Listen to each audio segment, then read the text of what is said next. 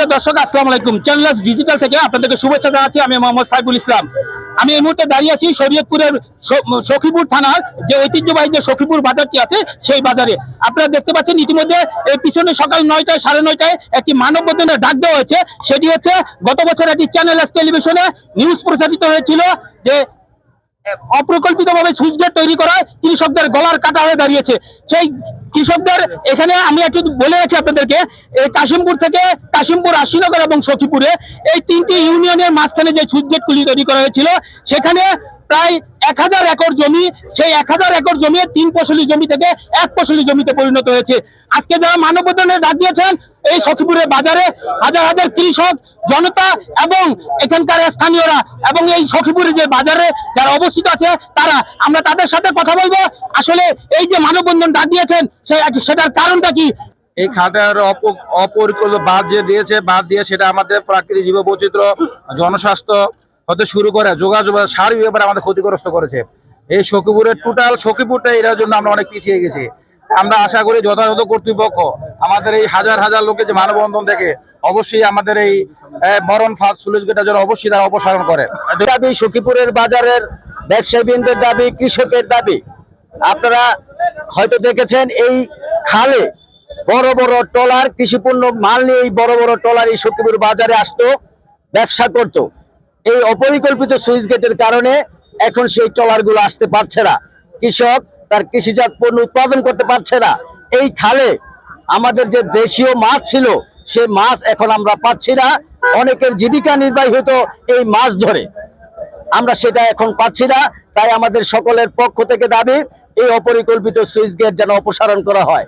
আমরা জননেতা শফিকুর রহমান কিরণ সাহেবের সাথে আলোচনা করেছি, উনি আমাদেরকে আশ্বস্ত করেছেন উনিও যথাযথ কর্তৃপক্ষের সাথে আলোচনা করে যাতে এই সুইচ গেট অপসারণ করা যায় এবং এই সখীপুরের সর্বস্তরের জনগণের দাবি বাস্তবায়িত হয়। উনি কথা দিয়েছেন, উনিও চেষ্টা করবে আমাদের সাথে। উনি এই দাবির পক্ষে একাত্মতা ঘোষণা করছে।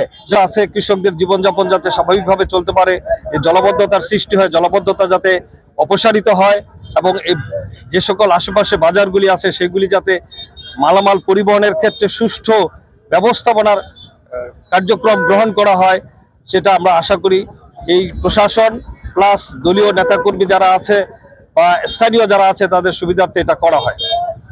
কথা বলে রাখি আপনাদেরকে, যেটা চ্যানেলস টেলিভিশনে প্রচার হওয়ার পরেই এখানে প্রশাসন একটু নড়ে চড়ে বসেছিল।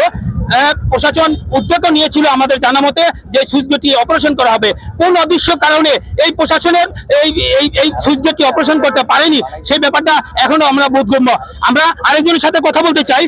আমরা আসলে এই যে মানববন্ধন থেকে আপনারা কি মেসেজ দিতে চাচ্ছেন? ধন্যবাদ। আপনারা দেখেছেন ইতিমধ্যে যে এলাকার সকল সর্বস্তরের মানুষ এই দাবির পক্ষে, তারা এই রৌদ্রোজ্জ্বল অবস্থায় তারা এখানে দাবির অবস্থানে তারা রাস্তায় নেমে এসেছে। আমাদের মেসেজ একটা, সেটা হলো যে পূর্বে বিগত 15-16 বছরে ব্যক্তিগত স্বার্থে, ব্যক্তিগত উদ্যোগে যার যার স্বার্থে এই ধরনের জাতীয় সম্পদ অপচয় করে আমাদের পরিবেশকে বিনষ্ট করা হয়েছে, আমাদের সম্পদের অপচয় করা হয়েছে।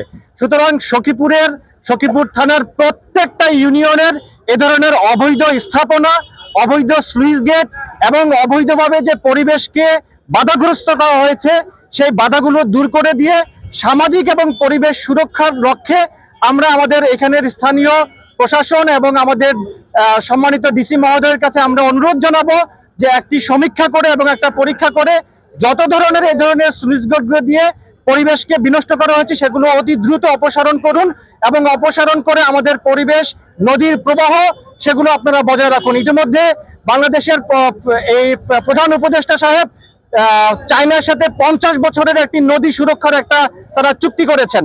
সেই চুক্তির আওতায় আমি মনে করব যে পদ্মা অববাহিকার যতগুলো আমাদের অঞ্চল আছে সেই অঞ্চলের মধ্যে অতি দ্রুত এটাকে প্রায়োরিটি বেস ধরে যাতে করে আমাদের নদী এবং খালগুলোকে সুরক্ষা করা হয় এবং পূর্বের অবস্থায় ফিরিয়ে নেওয়া হয়, সেই দাবি আমরা আমাদের আজকের এই মানববন্ধন থেকে আমরা ঘোষণা দেব। ধন্যবাদ।